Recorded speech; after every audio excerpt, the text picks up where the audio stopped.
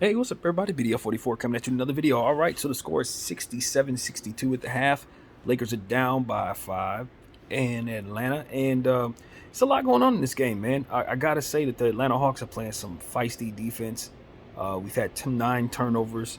It felt like more um, just because of how feisty they're playing. It's a really murky game. But the Lakers started off shooting kind of poorly.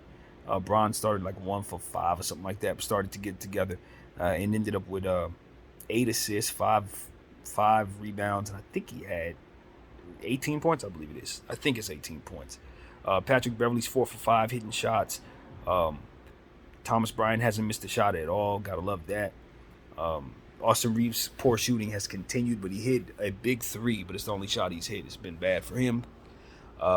Troy Brown not quite getting going tonight. He's not looking like himself. He did have a nice little take there in layup, kind of nice little take, but his 3-point shot wasn't falling, wasn't playing with the same type of confidence he has been these last couple of days. I think Max Christie might have been sent back down to the G League or something. He's not even rostered tonight. I don't know what the Lakers are doing, but it's a bad decision.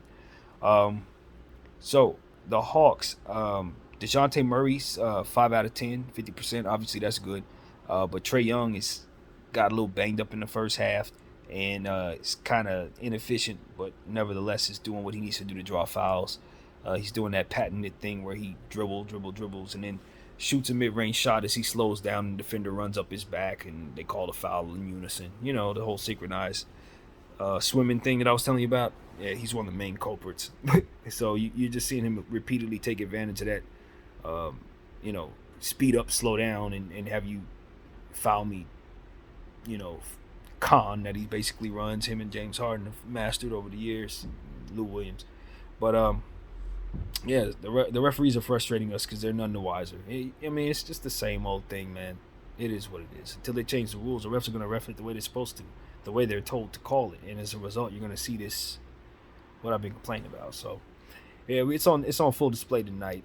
We got to keep Onyeka Okongwu off the glass. Him and Collins are just rebounding like crazy, and that's really not helping the cause there.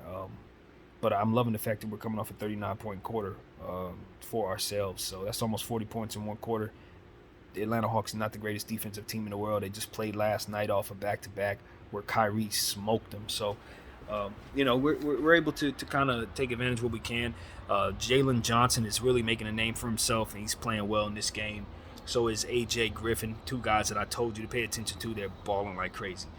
So we got to slow them down. A.J. Griffin came in and immediately hit 3 shots. So, as I said, certain guys on this team that the Hawks have are just players that I want on my team. And if we were to rebuild, the Hawks are a team I would look to see if we can kick the can on a deal with, because they got a lot of stuff. Just like Charlotte, just like Indy, Atlanta has stuff that the Lakers should probably want to kind of retool with.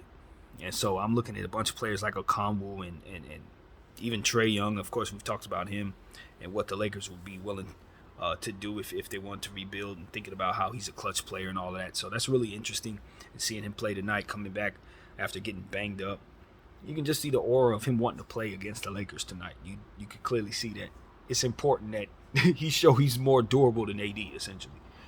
So that's one of those situations where I'm just like, all right, man, everybody wants to come back against the Lakers, and we're getting torched because everybody's down there. Their team is fully healthy except for Clay Capella. So, you know, you're seeing that the Atlanta Hawks playing some really, like I said, some solid scrambling basketball that's essentially making the game murky and ugly. But we're attacking like we're supposed to. I love what LeBron James is doing, continuing to just strike and strike fast, diving into the lane. You know, we're doing some good things. They're definitely picking up our guards full court. That kind of gave us some trouble in the first quarter, where they were really pressuring Russell Westbrook, trying to force him into turnovers and stuff like that. But he was still able to prevail, slash into the bucket pretty well, got 3 assists for us. Dennis Schroeder did some good things. Even though he had his struggles, ultimately he hit some shots where he needed to, got some assists where he needed to. And as I said, Patrick Beverly is really hitting shots. He's been shooting well on this road trip. So, yeah, that's where I can honestly say this road trip has been good for some of the players in terms of our shooting. We found our shot on this road trip to a degree. Even though we started off this game struggling from behind the arc, we picked it up pretty good in the second quarter. So hopefully we can continue that in the third. And, of course, we're a bad third quarter team. We know that.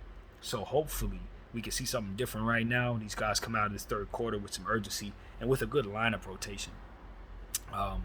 We saw some hot and cold stuff from Wenyen Gabriel. He was pretty good in the first half for the most part. We saw some struggles here and there, but he got some buckets. Juan Toscano Anderson was subbed in, did some things, not really nothing to cry home about, set him back down. It's just hard, man. We got some players like Juan. He's gonna have to learn. This ain't Golden State, bro. When you sit up here passing up layups, creating 3-point shots for our team, no, that's not who we are, bro. You need to look for your own shots. You get in the paint, don't be looking to kick out from under the rim to 3-point shooters. That's a big pet peeve of mine on this particular ball club. If you got Steph and Clay down there, of course, Jordan Poole, yeah, that's what you want to do. With us, hell no. You need to be scoring. And if you're not looking to score, what you're doing is not really helping the team offensively. So that's what we need to do. We need to work Juan into the mentality of what it is he's doing here. And until we really got him there, he's not helping us. We're just kind of running him to no avail. More TB, more Bron, obviously, more Brown, more Gabriel. That is ultimately what we need to do with that position, in my humble opinion. So that's where we're at, man. Call Max Christie back up, please. That's something we'll talk a little more about. I don't know why the hell he's not available. That's one of the most important people we need on the defensive and offensive end, and we're acting like this is some plethora of talent, like we can afford to sit down wings or something. I don't know. This bad organization continues to beat the drum, but at least the players only down by 5, man. Hopefully we can kind of continue to fight and claw away at this game, and hopefully we can find ourselves getting a win on LeBron James' 38th birthday. Happy birthday, King. And I have something for you at the end of this game. BDR 44. I thank you all for watching.